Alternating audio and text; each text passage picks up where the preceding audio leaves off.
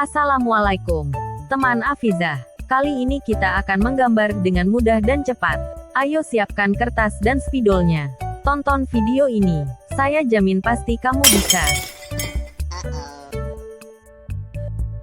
Pertama, buat garis huruf C.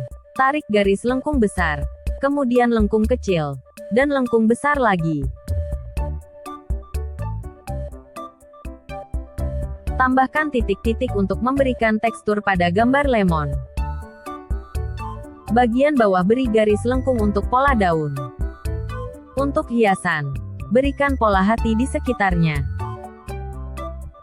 Tambahkan satu pola daun di sini. Gambar sudah jadi, saatnya mewarnai.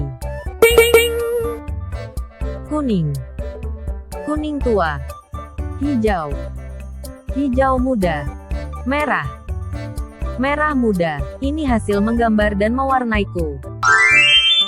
Bagaimana hasil gambarmu?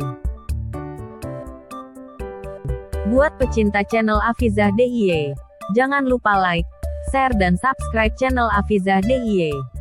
Sampai jumpa di video lainnya. Bye-bye.